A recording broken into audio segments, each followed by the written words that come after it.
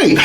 So, the Jerry Rice Award finalists had came out, and we got some HBCU names.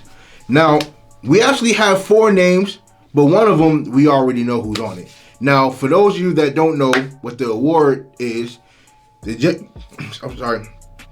Jerry Rice Award it rewards the freshmen in the FCS for it's the Freshman of the Year award in the FCS, basically. And we have 4 HBCU players on it. Shedeur Sanders is one of them. You got Kobe Dillon, running back out of Southern. You got Savion Wilkerson, running back out of Delaware State. And I knew he was going to be on that list because he's been dominant. And you got Elijah Banks, running back out of Hampton.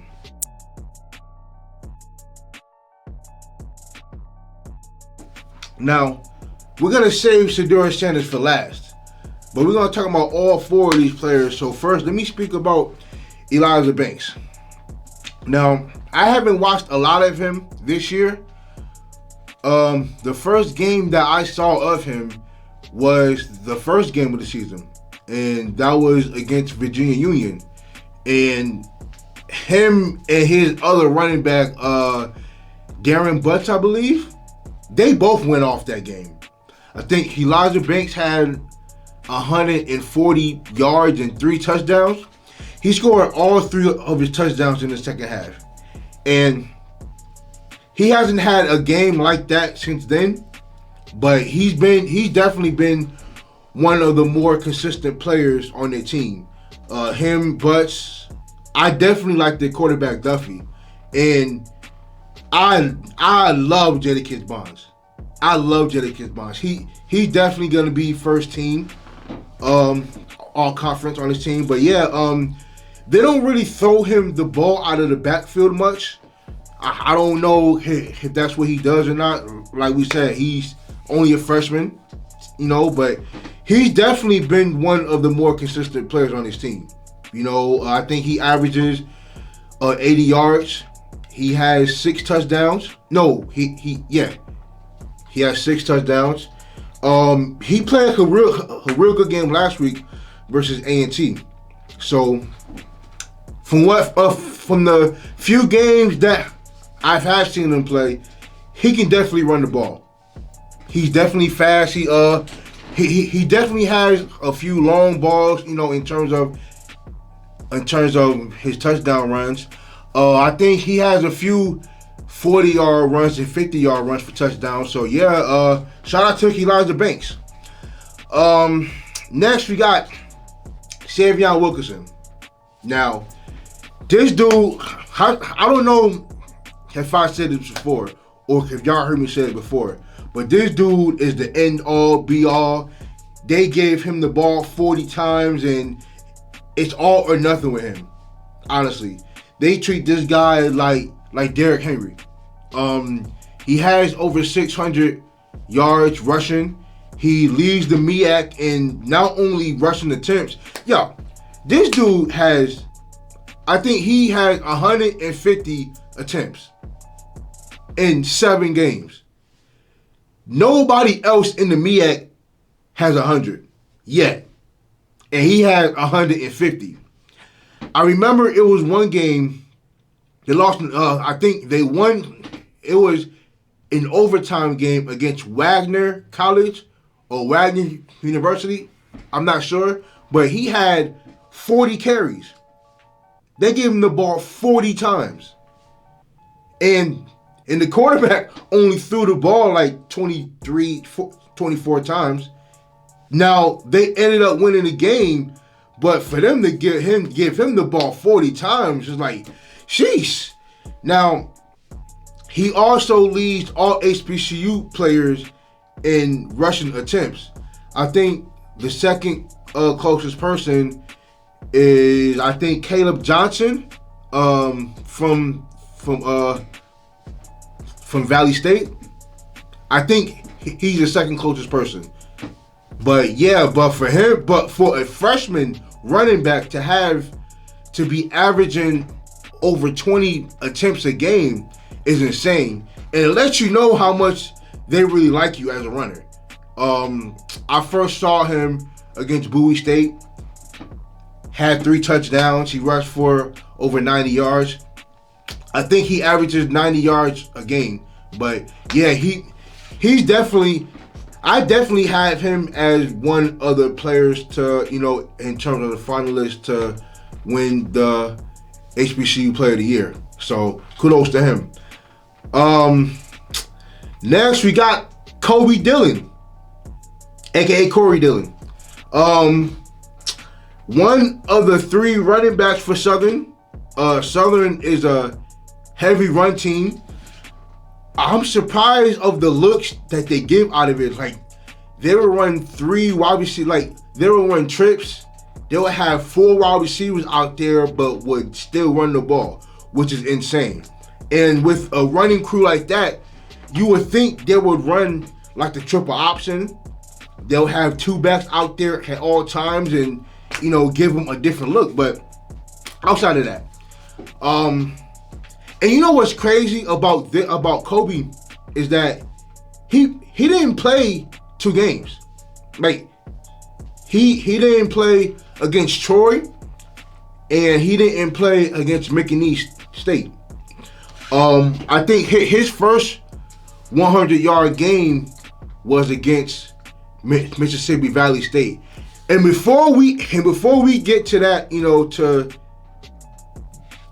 his over 200-yard game, the week before, Davion Ben had 150 yards against TSU. And when I mean TSU, I mean Texas Southern. Davion Ben had over 150 yards. And I think he rushed for a touchdown. And then it's ironic how the week after, Davion Ben ends up getting hurt, and then Kobe Dillon rushes for not only 260 yards, but it's over 100 yards what Ben had the week before. So Davion Ben is still the featured back on that team, but for Kobe to lead his team in rushing, that's not too crazy. But for him to be 3rd in the SWAC in rushing, and for him to only play in 6 games when everybody else has played 7 or 8, I think it's crazy. You know, so I think that's really dope. He won National Player of the Week, which is pretty freaking dope too. He actually broke the school record for the most rushing yards in a single game as a freshman. And what's really crazy about that is that he was a quarterback. Like, this dude played quarterback in high school, so it was really dope to see that out of him. So kudos to Kobe, man. And I think when Davion Ben is gone next year, this dude could possibly have over 1,000 yards, the way he's been running the ball. So I think that's extremely dope. Now for Shedeur Sanders. To me, he's not only been the best freshman that I've seen in any phase of football this year. He's been the most consistent player in the SWAC, period. He's been the most consistent. There's been games where he's been the lone wolf on offense. Whenever, you know, his offensive line don't come through at times, whenever his receivers are not getting open or are just dropping easy passes, he stays locked in. Shedeur Sanders stays locked in 100% of the time. He rarely makes mistakes. Rarely. He threw that one ill-advised interception against UL Monroe, and you know, in that game, that was anybody's game for the taking. You know, and I think he played good in that game as well. And you know, for him to be a freshman regardless of what level he was at, because I know everybody remembers that he signed to Florida Atlantic, and then when he found out that Coach Prime was coaching at Jackson State, of course he took his letter back and he signed with Jackson. So bro, I think Shedeur Sanders could win the HBCU Player of the Year award. I think he could be first team all SWAC. He's gonna have a lot of accolades. I think he could definitely be All-American this year. And for him to be playing the way that he's been playing, and then it really helps to have a real good defense. Like, you can score 14 points and you could possibly end up winning the game because your defense is that good. So I'm real happy because look, and I've seen him play in his high school games, scoring 40, 50 points a game. So I'm glad he took whatever it was that he was taught in high school and he applied it not only here, but he elevated. And he's looked better every single game. Like, I'm not gonna lie, I was kind of nervous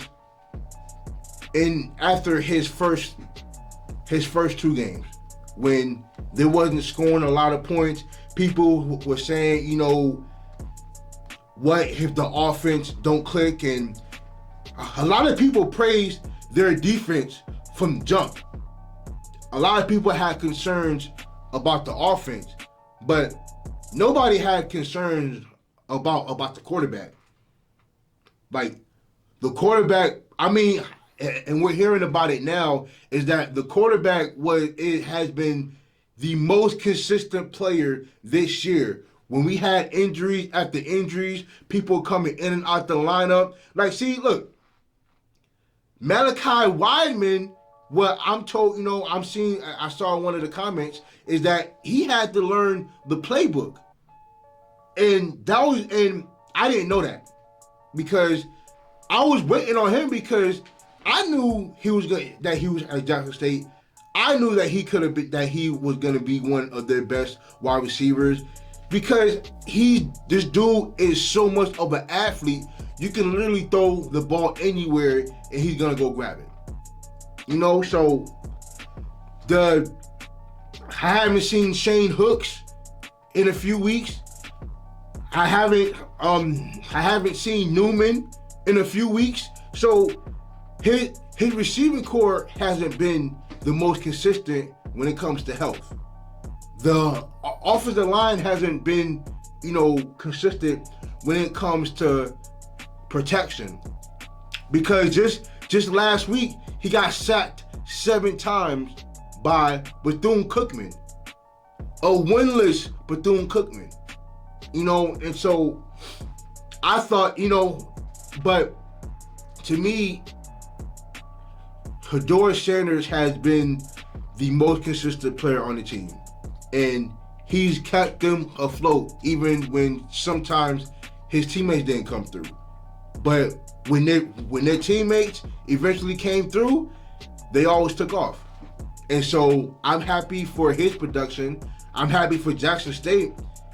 I'm happy that, that he's already got a commercial out, and it's real good that, now that they made it to where college players can make money. Because let me tell y'all something, there's going to be a whole lot of money coming to Jackson State. A whole lot of money. A whole lot of marketing plans led by the head coach and the quarterback. And I think Shedeur Sanders is going to get more endorsement deals even after this season. Now, what's really going to be crazy is that they start making noise in the playoffs.